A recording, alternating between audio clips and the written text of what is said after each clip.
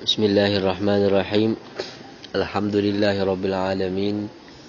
Sallallahu wasallam ala sayidina Muhammadin wa ala alihi wa sahbihi ajma'in. Alhamdulillah, kita sambung lagi pengajian kita pada hari ini. Masuk dalam bab yang pertama pada perbicaraan mengenai fiqh, iaitu alamatul bulughi thalathun. Alamat tanda-tanda baligh itu ada 3. Mengikut mazhab Asy-Syafi'i rahimahullahu taala, tanda-tanda baligh itu ada 3. Yang pertama, tamamu 15 tasanatan fi dzakari wal untha, iaitu sempurna umurnya 15 tahun. Sempurna umurnya 15 tahun hijrah untuk orang lelaki dan juga untuk orang perempuan. Ini alamat yang pertama.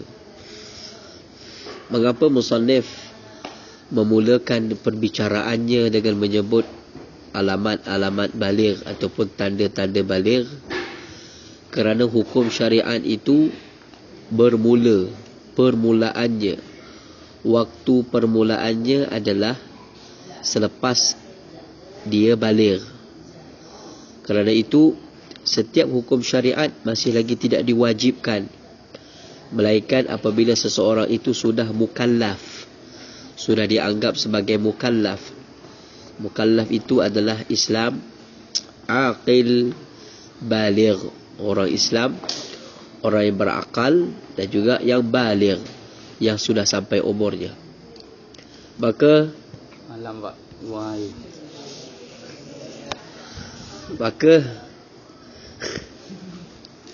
kita tak apa. Maka kita, kerana itu kita masuk dalam perbicaraan hari ini adalah mengenai tanda-tanda baligh. Kerana bila seseorang itu sudah mukallaf, barulah diwajibkan syariat. Jadi mengapa Allah mewajibkan syariat ketika umur kita 15 tahun, ketika umur perempuan tadi 9 tahun, ini sampai umur baligh? Mengapa? Kerana Allah memberi persediaan kepada hamba-Nya sebelum sampai kepada satu tempoh untuk diwajibkan sesuatu perkara yang menjadi bebanan ke atas dirinya. Maka Allah memberi masa dan peluang untuk dia menyediakan persediaan untuk menghadapi syariat-syariat ataupun hukum-hukum yang bakal dibebankan ataupun bakal diletakkan di atas bahu-bahu mereka. Sebelum mereka berjumpa dengan hukum yang namanya wajib, sebelum mereka berjumpa dengan hukum yang namanya harus, namanya sunat, sebelum mereka berjumpa dengan hukum yang namanya haram, maka mereka daripada awal perlu bersiap sedia, menyediakan diri mereka, kemampuan mereka, kematangan mereka untuk mereka menghadapi masa-masa ataupun untuk mereka menghadapi segala hukum ahkam Allah yang akan disyariatkan. Sebab itu kalau kita lihat dalam sejarah, hukum syariat ini disyariatkan secara totalnya, secara keseluruhannya adalah di Madinah Al-Munawwarah.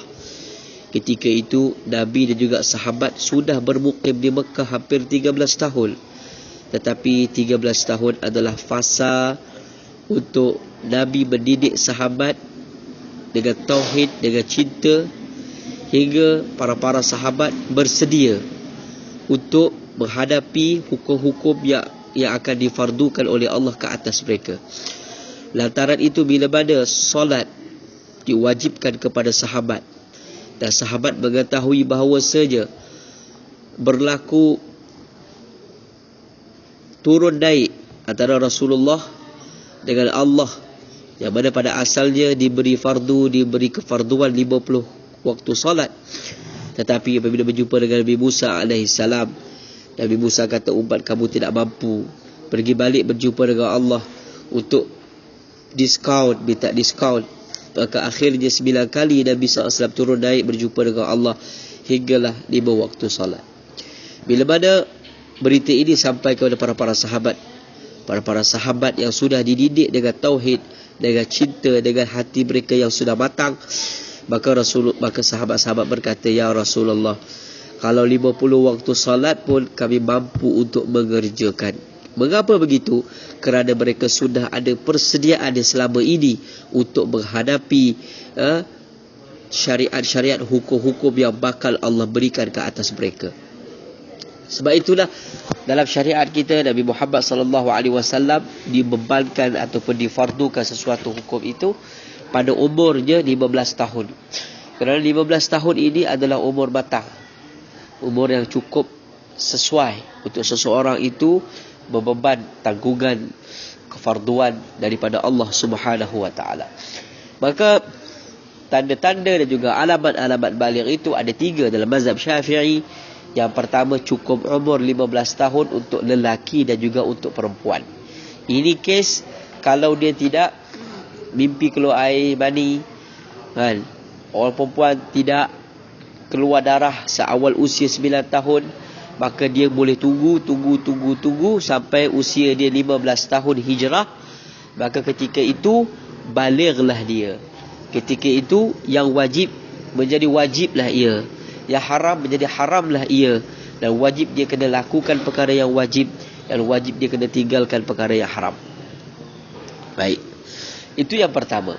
Yang kedua, wal ihtilamu fi dzakari wal untha, mimpi bersetubuh hingga keluar air mani. Kalau mimpi bersetubuh sahaja tetapi tidak keluar air mani, maka tidak lagi dikira hukum baligh, kan? Ataupun tidak dikira sebagai janabah. Yang dikirakan sebagai janabah ataupun dikirakan baligh adalah mimpi hingga keluar air mani. Tak kira sama ada orang lelaki ataupun orang perempuan, mereka akan menghadapi suasana ini, situasi ini, iaitu mereka akan mimpi bersetubuh hingga mengeluarkan air mani. Maka ia sudah menjadi cukup syarat untuk seseorang itu digelar sebagai satu orang yang baligh. Dan yang ketiga adalah wal haidu fil untha li 9 sinin, haid pada orang perempuan ketika usia umur 9 tahun hijrah. Jadi orang perempuan haidnya adalah ketika usia dia boleh berlaku ketika usianya 9 tahun, iaitu dengan keluarnya darah haid daripada rahimnya seawal usia 9 tahun. Lepas tu faktor umur ni penting untuk orang perempuan, kerana kalau dia melihat darah bukan pada umur 9 tahun, dia lihat darah pada umur 8 tahun, maka darah itu bukan darah haid. Darah itu dipanggil darah istihadah ataupun darah fasad. Darah yang dikatakan darah haid, darah yang mesti keluar daripada orang perempuan ketika usianya 9 tahun hijrah, maka darah itu adalah darah haid. Dan ketika itu bermulalah umur balighnya. Sebab itu orang perempuan dia boleh berkahwin seawal usia 9 tahun, kerana dia sudah matang ketika itu. Dan satu orang perempuan boleh menjadi nenek ketika usianya 21 tahun. 9 tahun dia kahwin, dapat anak, tahun depan umur dia 10 tahun dia dapat cucu, dia dapat anak umur 10 tahun. 10 tahun anak tadi pun membesar sampai umur 9 tahun. Jadi ketika itu umur dia dah 19 tahun, anak dia pun kahwin. Lepas tahun umur 21, anak tadi tu dapat anak. Jadi dia sudah digelar sebagai nenek seawal usia 21 tahun. Kalau mereka keturunan mereka ni kahwin umur 9 tahun. Kalau si anak, si cucu tadi kahwin umur 9 tahun juga, si nenek tadi menjadi moyang seawal usia 30 lebih. Ataupun seawal usia 40 tahun sudah menjadi moyang. Sebab apa? Sebab cucunya pun kahwin 9 tahun juga. Boleh berlaku, ya. Tetapi di Malaysia kita terdapat larangan berkahwin di bawah umur 17 tahun. Baik. Itu yang ketiga. Jadi orang perempuan ini alamat balighnya ada 3. Orang lelaki alamat balighnya ada 2. Orang perempuan pertama haid ketika usia 9 tahun. Yang kedua, orang perempuan dia boleh bermimpi hingga keluar air mani. Yang ketiga, cukup umurnya 15 tahun. Maknanya kalau mimpi tak pernah, darah haid tak datang, maka haidnya ketika umur 15 tahun. Ya. Orang lelaki hanya 2. Ya. Iaitu cukup umur 15 tahun, yang kedua mimpi hingga keluar air mani. Itu adalah alamat-alamat kepada lelaki dan juga perempuan. Tetapi ada juga mazhab-mazhab yang menambahkan sikit beberapa alamat. Antara alamat baligh itu adalah tumbuh bulu ari-ari. Kan pernah satu ketika dalam medan peperangan, Nabi SAW bermusyawarah dengan para sahabat antara keputusannya dibunuh tawanan-tawanan tersebut. Maka tawanan yang mana sudah sampai,